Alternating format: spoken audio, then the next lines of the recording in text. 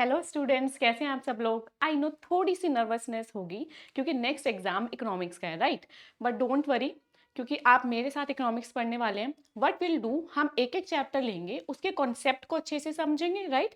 And then उसके बाद हम उसके क्वेश्चंस करेंगे, whether it is MCQ, assertion reason और long answer, short answer, case study, everything. Okay, so today we are going to start with unit money and banking. Money and banking unit में आपके दो chapter हैं, first one is money and second one is banking. ये दो chapter आपके total कितने marks के हैं? 6 मार्क्स के हैं। दोनों चैप्टर बहुत इजी है, इजीली हो जाएगा, इसीलिए हम पहले ये वाले चैप्टर करते हैं। ठीक है, तो हम शुरू करते हैं चैप्टर मनी से। अब मनी के इवोल्यूशन से पहले, जब मनी नहीं था, तो लोग कैसे आपस में एक्सचेंज करते थे? तो उस टाइम पे जो सिस्टम था वो था आपका barter system. Now what is barter system? Barter system is basically exchange of goods and services. Let us see over here. Barter system refers to direct exchange of goods and services. कि हम आपस में क्या exchange कर रहे हैं? Goods and services को exchange कर रहे हैं, बदल रहे हैं। That is exchanging goods and services available with us to buy goods and services we need. मतलब जो हमारे पास सर्विसेज हैं, जो हमारे पास गुड्स हैं, उसको हम किसी और को दे दें, और जो हमें चाहिए वो सामने वाला हमें दे दे। That is your barter system, exchange of goods and services. because there was no standard mode for settlement of transaction like money. अब ऐसा क्यों कर रहे थे हम? क्योंकि हमारे पास कोई स्टैंडर्ड मोड नहीं था, मनी नहीं था ट्रांजैक्शन करने के लिए। So what we have to do कि हमारे पास जो भी अवेलेबल है उसको किसी और को दे दें, और जो हमें चाहिए वो हम किसी और से ले लें। So in the mean term, the short term is exchange of goods and services. For example, one person has surplus of wheat, wants cloth, and another person having surplus of cloth and wants wheat. तो ये आपस में क्या हो जाएंगे? Exchange हो जाएंगे, right. और इसको हम और क्या कहते हैं? सी सी इकोनॉमी। क्या कहते हैं हम? सी सी economy. That is commodity to commodity, and commodity includes both goods and services. So definition is clear, right? Barter system, exchange of goods and services. अब ये बार्टर सिस्टम बहुत ज्यादा टाइम तक क्यों नहीं चल पाया? कुछ ना कुछ लिमिटेशन रही होंगी, डिसएडवांटेजेस रहे होंगे, कमियां रही होंगी, जिसकी वजह से किसका इवोल्यूशन हुआ था? मनी का इवोल्यूशन हुआ था। सो हमारा नेक्स्ट टॉपिक है दैट इज लिमिटेशन और disadvantages of barter system. Some problems of barter system. Again, what is limitation, disadvantage, problem, कुछ भी आ जाए, आपको यही 4 limitation, disadvantages और problems mention करके आनी है। First one is lack of double coincidence. Second, lack of measure of value. Third, lack of store of value. Fourth, difficulty in making deferred payment. अब वन बाय वन हम इन चारों को अच्छे से समझेंगे, ठीक है। तो फर्स्ट वन इज आपका लैक ऑफ डबल को इंसिडेंस। दैट मीन्स कोइंसिडेंस का मतलब क्या होता है कि जैसे for example, I am just giving you example, कि जैसे ए के पास है व्हीट और बी के पास है क्लॉथ। अब ए को एक्सचेंज में क्या चाहिए? क्लॉथ चाहिए, और बी को क्या चाहिए? व्हीट चाहिए। अब ए और बी दोनों को पूरी इकोनॉमी में ऐसे पर्सन ढूंढने पड़ेंगे जिससे आपस में एक्सचेंज हो जाए। जरूरी तो नहीं है कि अगर ए को व्हीट चाहिए वो बी के पास अवेलेबल ही हो सकता है सी के पास अवेलेबल हो सकता है डी के पास अवेलेबल हो। तो ये पूरी इकोनॉमी बहुत बड़ी है, राइट। तो ये कोइंसिडेंस होना बहुत जरूरी है कि जो मेरे पास गुड है वो सामने वाला मुझसे ले ले, और जो सामने वाले के पास है वो मुझे दे दे। सो ये डबल कोइंसिडेंस बहुत रेयर होता था इकोनॉमी में। सो that is one problem, lack of double coincidence. So in barter system, person having a surplus of one commodity should be able to find another person who needs it. तो उसे वो person क्या करना पड़ता था? ढूंढना पड़ता था। Able to find and has something to offer in exchange, right? So ये प्रॉब्लम, फर्स्ट प्रॉब्लम रही है lack of double coincidence of wants, कि हमें क्या चाहिए और हमारे पास क्या अवेलेबल है, ये सामने वाले से एक्सचेंज हो जाए। Now come to the second one, lack of measure of value. एक common measure of value नहीं था। So there is no common measure in barter system. कोई कॉमन मेजर नहीं है। हम डिसाइड कैसे करेंगे? For example, suppose a goat is to be exchange for rice it is difficult to decide the quantity of rice worth a goat. तो ये बहुत difficult था डिसाइड करना कि अगर 1 kg राइस मैं किसी को दे रही हूँ तो सामने वाला मुझे 1 गोट देगा, 2 गोट देगा, 3 गोट देगा, राइट। सो ये वर्थ डिसाइड करना थोड़ा सा डिफिकल्ट था क्योंकि कोई कॉमन मेजर नहीं था। तो ये यहाँ पर प्रॉब्लम आ जाती है, lack of measure of value, कि कोई कॉमन मेजर नहीं है। Now moving on further, lack of store of value. अब क्या है, हम मनी को ना स्टोर करके रख सकते हैं, लेकिन जो हमारे पास गुड्स है उसको स्टोर करके नहीं रख सकते, क्योंकि कुछ ऐसे गुड्स होते हैं जैसे perishable, non perishable. Perishable goods वो गुड्स होते हैं जैसे for example fruits and vegetable, बहुत ज्यादा टाइम तक हम उन्हें स्टोर नहीं कर सकते, राइट। तो बार्टर सिस्टम में एक ये मेजर प्रॉब्लम आई थी, some commodities are perishable, they perish with a short period of time। वो टाइम के साथ क्या होती है, खराब हो जाती है। It was not possible to store the value of such commodities in their original form under the barter system। अब लॉन्ग टर्म तक उन्हें स्टोर रखना, सेव करना बहुत ज्यादा दिक्कत वाली बात थी, राइट। तो ये इसलिए बार्टर सिस्टम में एक प्रॉब्लम हो गई कि हम अपने गुड्स को क्या कर सकते हैं, स्टोर तो नहीं कर सकते। तो इसलिए क्या हुआ था, मनी का इवैल्यूएशन हुआ था। Next one is difficulty in making deferred payment. मतलब डेफर्ड का मतलब क्या होता है, फ्यूचर पेमेंट। फ्यूचर हम पेमेंट नहीं कर सकते। अब देखो उसमें क्या प्रॉब्लम आती है, under the barter system future payment for present transaction was not possible. क्यों? Because future exchange involved some difficulties. For example, suppose it was agreed to sell specific quantity of rice in exchange for a goat on a future date, keeping in view the present value of goat। अब जैसे इसका सीधा सीधा मतलब ये है कि जैसे फॉर एग्जाम्पल मुझे आज क्या करना है कि एक गोट चाहिए, ठीक है, और मैं 1 kg राइस देने के लिए तैयार हूँ, लेकिन सामने वाली पार्टी ने मुझसे कहा कि तुम नेक्स्ट मंथ मुझसे गोट ले लेना। अब मुझे उसकी जरूरत तो आज है, राइट, उसकी वर्थ मेरे लिए जो इंपॉर्टेंस जो आज है, हो सकता है आने वाले टाइम में उतनी वर्थ ना हो।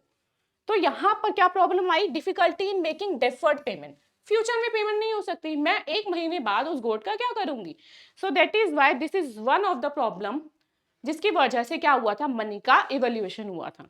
तो अभी तक हमने 4 प्रॉब्लम डिस्कस करी है। First one, lack of double coincidence of want, वही पर्सन सेम ढूंढना जिससे हम गुड्स एक्सचेंज कर सके।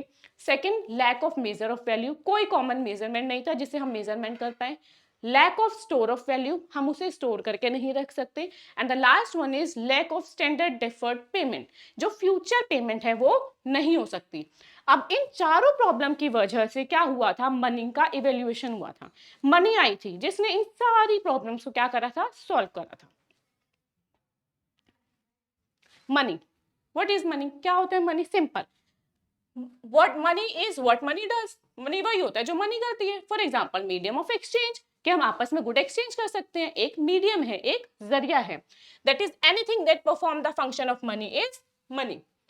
Anything that is generally accepted as a medium of exchange, कुछ भी ऐसा जो जनरली हम आपस में क्या कर सकते हैं, एक्सचेंज कर सकते हैं, एक जरिया है हमारे गुड्स एंड सर्विसेज को परचेज करने का, वो क्या होता है, हमारा मनी होता है। According to Robertson, money is anything which widely accepted in payment for goods or in discharge of other kind of business obligation। तो रॉबर्टसन के अकॉर्डिंग मनी क्या है कि हम जो डेली बिजनेस ट्रांजैक्शन करते हैं या जो गुड्स एंड सर्विसेज परचेज करते हैं उसके बदले में एक्सचेंज कर सकते हैं, right. So that is money. And according to Kant, money is anything which is commonly used and generally accepted as a medium of exchange or as a standard of value। जो हम medium of exchange कर सकते हैं और standard of value मतलब एक standard है कि हमें कोई भी पेमेंट करनी है ना तो किस में होगी, मनी में होगी, right. So this is your money. Now what are the functions of money and how does this money solve the problem of barter system. अब मनी के आने से ऐसे बार्टर सिस्टम में कैसे प्रॉब्लम सॉल्व हो गई, और वी कैन से मनी क्या क्या फंक्शंस परफॉर्म करता है। फंक्शंस ऑफ मनी, तो 2 टाइप के फंक्शन होते हैं, देखो, प्राइमरी और सेकेंडरी। प्राइमरी में आपके आते हैं medium of exchange, major of value. Secondary में आ जाते हैं store of value, standard for deferred payment. अब क्या होता है, इसमें कंफ्यूज हो जाते हैं कि प्राइमरी के कौन से थे, सेकेंडरी के कौन से थे। So simple easy trick, primary में एम आ रहा है, medium of exchange and major of value. Secondary में ऐसा आ रहा है, store of value, standard of deferred payment. तो यहाँ से आपका MM हो गया, यहाँ से आपका S और S हो गया, सिंपल। ठीक है, अगर आपसे पूछा जाता है प्राइमरी फंक्शन बताओ तो क्विकली क्या बता दोगे, medium of exchange, major of value. Secondary में क्या बता दोगे, स्टोर ऑफ वैल्यू और standard of deferred payment, right. तो ये आपके 4 फंक्शंस होते हैं मनी के। चलो अब इसको क्या करते हैं, हम वन बाय वन समझ लेते हैं। Functions of money, first one medium of exchange. Medium क्या, एक जरिया है गुड्स एक्सचेंज करने का। Money as a medium of exchange is used in sale and purchase of goods and services. या तो गुड्स एंड सर्विसेज सेल कर रहे हैं या परचेज कर रहे हैं, तो उसका एक मीडियम क्या है, मनी। ठीक है, मनी दी हमने, पेमेंट करी, उसके बदले हमें गुड मिल गया, right. So this is medium of exchange. Next is major of value. money measure value of goods and services and facilitates sale and purchase of goods and services। एक services बन जाता है, एक जरिया बन जाता है, एक स्टैंडर्ड बन जाता है, एक कॉमन मेजर बन जाता है, जिसके जरिए हम आपस में गुड्स एंड सर्विसेज एक्सचेंज कर सकते हैं। The value of each good and service is expressed as a price of commodity। अब यहाँ पे वो प्रॉब्लम नहीं आएगी कि हम ठीक है 1 kg राइस के लिए 1 गोट दें या 2 गोट दें, नो प्रॉब्लम, क्योंकि 1 kg राइस का जो प्राइस है वही पे करेंगे, अब गोट का जो प्राइस है वही पे करेंगे। तो क्या हुआ, यहाँ पे ये वाली प्रॉब्लम सॉल्व हो गई। Moving on further, store of value. Third है स्टोर ऑफ वैल्यू। देखो मनी को ना स्टोर करना बहुत ईजी है, वहां पे ये वाली प्रॉब्लम नहीं है पेरिशेबल नॉन पेरिशेबल, खराब हो जाएगी नहीं खराब हो जाएगी, नो। सो यहाँ पे स्टोर ऑफ वैल्यू वाली भी प्रॉब्लम हमारी सॉल्व हो जाती है। Money serves as a store of value that is wealth in a liquid form. Liquid का मतलब होता है जो इजीली कन्वर्ट हो जाती है। In modern world, people want to have some currency notes or coin in their pocket, home, bank account, etc.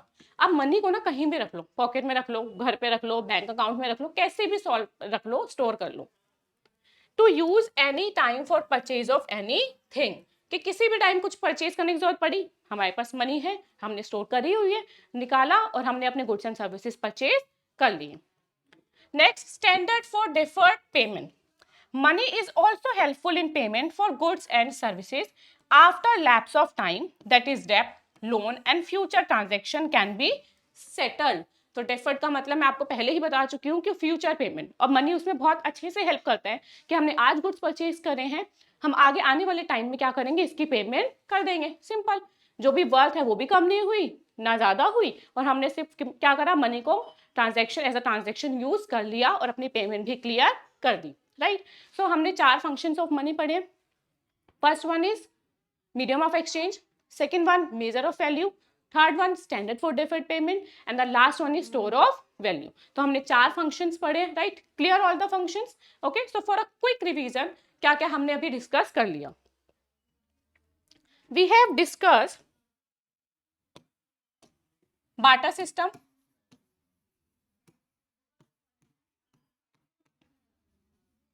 that is exchange of goods and services. After that, we have discussed problems in barter system.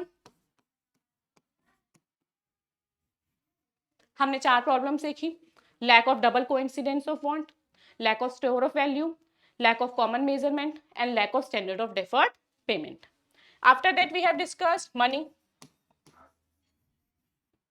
right? Anything which perform the function of money is money. And now what are the functions of money that we have discussed? We have discussed 4 functions, primary and secondary.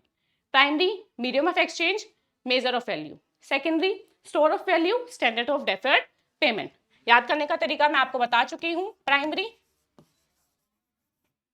MRN, secondary SRN, right. M से क्या हो जाएगा, medium of exchange, major of value. S से क्या हो जाएगा आपका, store of value and standard of deferred payment, right. तो हमने आज ये सारे टॉपिक डिस्कस करे हैं। होपफुली आपको सारे टॉपिक्स क्लियर हो गए होंगे। Next topic will do in a next class. Thank you.